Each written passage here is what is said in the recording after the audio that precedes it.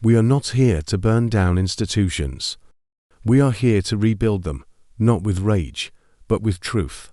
Not with slogans, but with action, not someday now. There was a time when the truth lived in courtrooms. When justice was blind and systems served the people they were sworn to protect. That time had passed. By the year 2025, trust was a relic. The government whispered in grants and mandates. Judges wore robes lined with politics. Billion-dollar aid flowed quietly into foreign networks, while American minds were softened not with bullets, but with chemicals, with slogans, with fear. It was almost midnight in Austin. The dim hum of servers echoed softly through the glass and steel command center of XC Corp.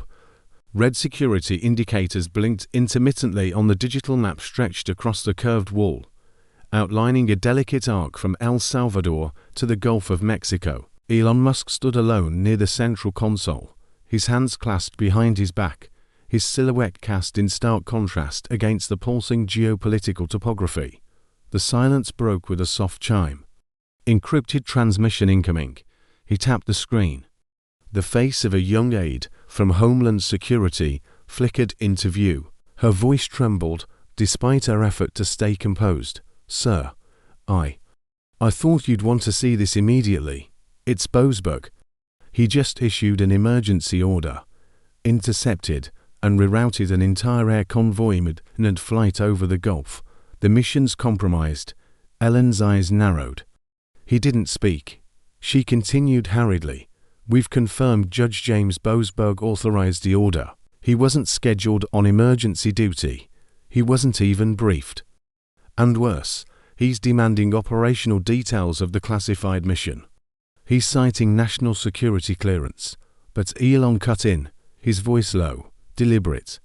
"Boasberg doesn't need to know, and he never should have had clearance to begin with." His gaze shifted to the glowing display of the air quarter, where U.S. aircraft mid-deportation of MS-13 affiliates had been forced into a holding pattern, now hovering dangerously over open waters with limited fuel.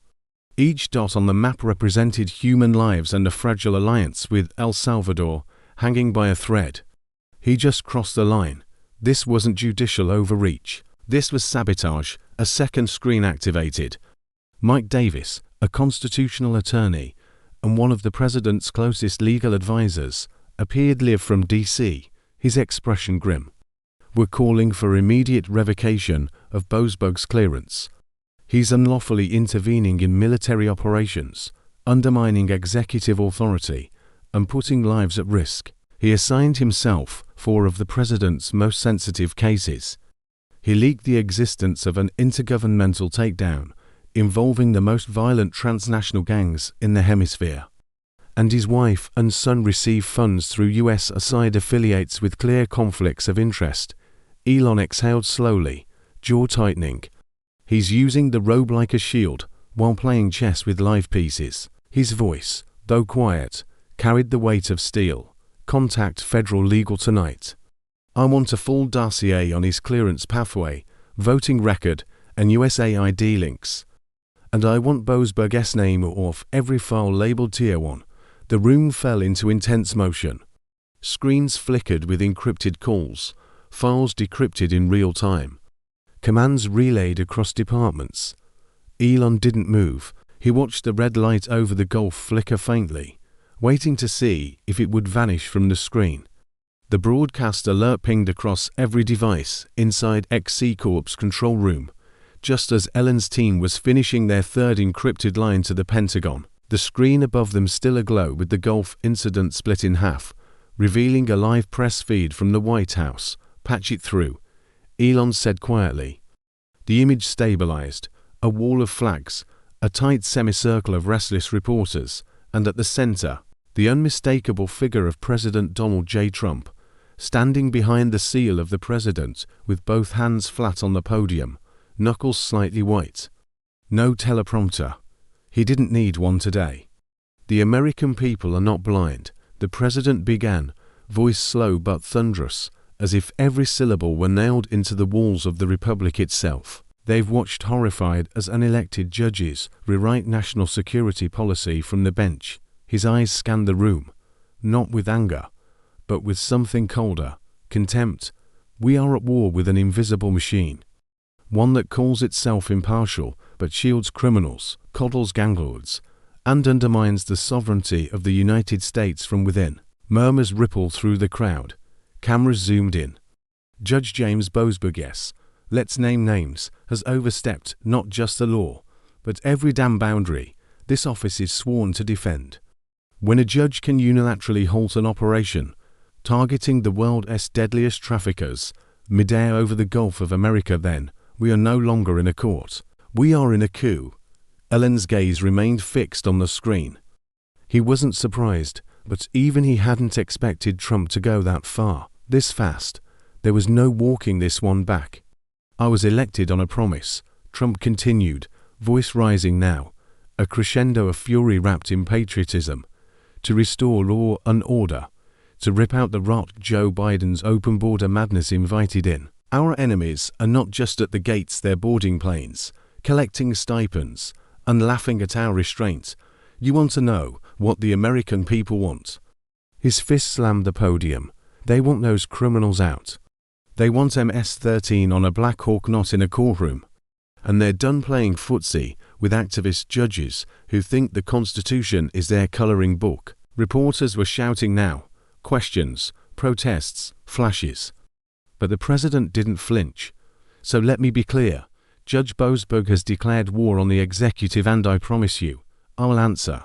The feed ended mid-chaos, cameras still catching the president's security detail forming ranks, escorting him out. For a moment, there was silence in XCS Command Center, the kind of silence that only falls before the next thunder. Then Elon turned to his legal counsel and murmured, "So now it's official.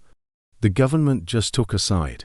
Outside, Washington groaned under the weight of storm clouds, the kind that hung too long without raining, thickening the air like a held breath. But inside the Oversight Committee chamber, the real storm had already begun. The hall was a contradiction. Elegant chandeliers dripped gold light over anxious tension. Corinthian columns tried in vain to lend dignity to a room that had long stopped believing in its own righteousness. Rows of elected officials, some with folded arms, others furiously scribbling notes not to understand, but to prepare rebuttals, encircled the witness platform, a jury that had already decided its verdict. At the center of it all, Elon Musk stood unmoving, a stillness not of hesitation, but of control, like the quiet hum of a reactor core just before ignition. His face, angular and unreadable, bore no traces of doubt, only the cool sharpness of someone who had measured this moment down to the syllable. He began not with an introduction, but a diagnosis. If the federal government operated like one of my companies, every executive in this building would already be in handcuffs. No flourish, just fact, delivered with the dispassionate precision of a surgeon describing the tumor before excision.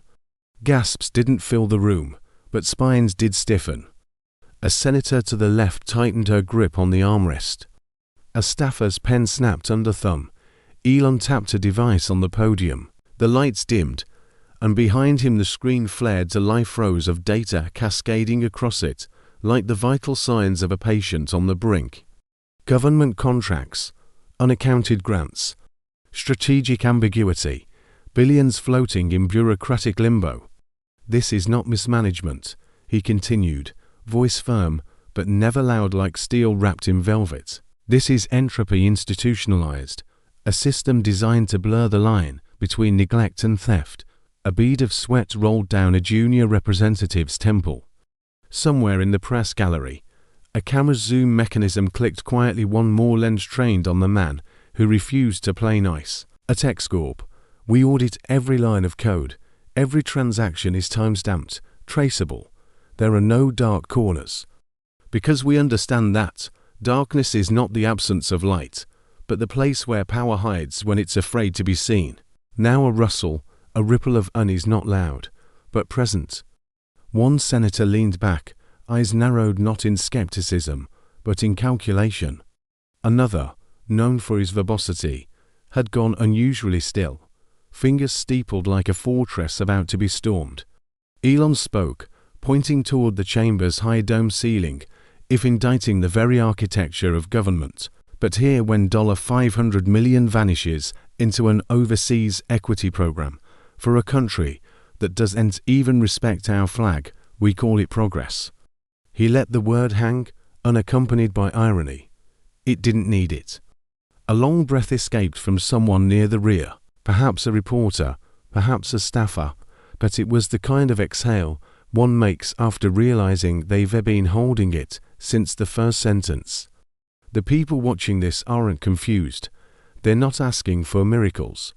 They're asking for receipts, for integrity, for systems that punish failure instead of promoting it. The screen behind him shifted again, this time to a visualization of Doge's infrastructure, transparent, decentralized, self-correcting. He didn't need to explain the symbolism. Ladies and gentlemen, you can't build trust on paper trails that disappear. And you cannot lead a nation when your house is a labyrinth of locked doors, each one leading to someone else's pocket. He paused not for effect, but because the room had fallen into that rarest of political phenomena, silence without apathy. And then, finally, a closing line. Quiet, barely above a whisper, but etched with clarity. If accountability terrifies this chamber, then perhaps accountability is exactly what this chamber needs. There are moments when a nation does not erupt. It shifts silently, invisibly at first, like the slow groan of ice before the crack. And then, all at once, Phoenix was no longer a city that afternoon. It was a vessel of reckoning. From the rooftops to the sidewalks, a low human murmur vibrated through concrete and steel like a tremor before collapse. They came by the tens of thousands. Blue-collar fathers in oil-stained denim, retired nurses in wrinkled flag jackets, teenagers with camera phones and hollow eyes, mothers clutching signs in one hand and toddlers in the other. But what unified them was not rage. It was something colder. Expectation. We're done waiting. Make the arrest or we will. No one shouted that line. It wasn't a threat. It was a verdict. Above the square, speakers crackled with amateur broadcast audio snippets from Elon Musk's testimony, replayed and remixed with quotes from President Trump, whistleblowers, veterans, and truckers. A tapestry of disillusionment stitched into a battle cry. The audits are done.